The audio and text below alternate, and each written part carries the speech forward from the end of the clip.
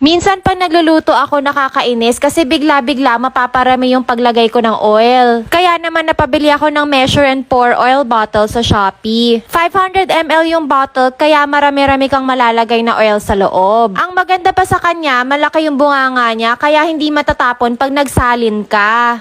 Clear yung katawan niya, kaya maganda kasi makikita mo pag paubos na. Ito na yung best part. Pipindutin mo lang para matansya mo kung gaano karami yung oil na kailangan mo. So pag hindi mo siya pinindot, hindi siya lalabas. Okay ka na sa sukat, saka mo na siya ipopor. Link in bio. Lagi na lang pag nagpo-post ako ng My Merienda, ang daming nagko-comment kung saan ko daw nabili tong favorite kong glass straw. Syempre, sa Shopee ko lang to nabili, tapos sobrang mura lang nito. Yung isang set niya, 4 pieces na. Meron siya nung mataba, yung pangsago, meron din itong slim, tapos meron din yung naka-curve. May kasama na siyang brush para madali mo rin linisin. Mas gusto ko to kaysa sa stainless para makita mo kung malinis ba yung straw mo or madumi. Sa mga may gusto, Shopee link in bio.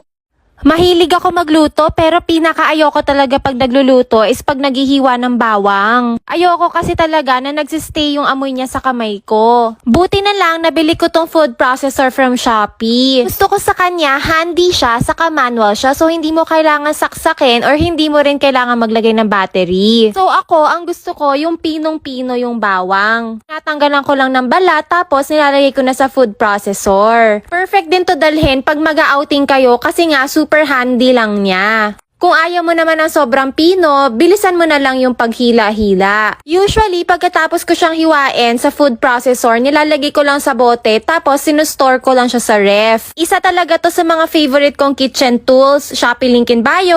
Naiinis ako kasi pag may nagdo-doorbell sa bahay tapos sa third floor ako sa kwarto ko, hindi ko marinig. Actually, kahit nga sa second floor namin, hindi naririnig yung doorbell. Kaya bumili ako nitong wireless doorbell with 2 speakers sa Shopee. Pwede ka pumili ng sound ng doorbell na gusto mo. Dahil dalawa yung speakers niya, ilalagay ko yung isa sa second floor, then isa naman sa third floor.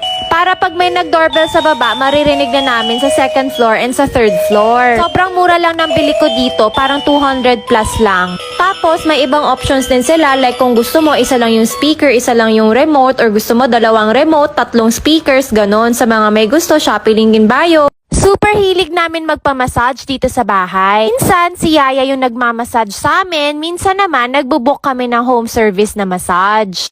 As in, hindi lang kami ni Hubby ha, pati yung mga kasama namin dito sa bahay, mahilig din. So ayun nga, dahil doon, napabili ako ng massage bed sa Shopee. Naisip kasi namin ni Hubby para mas hygienic na rin, para pag pumupunta dito yung mga masahista na binubuk na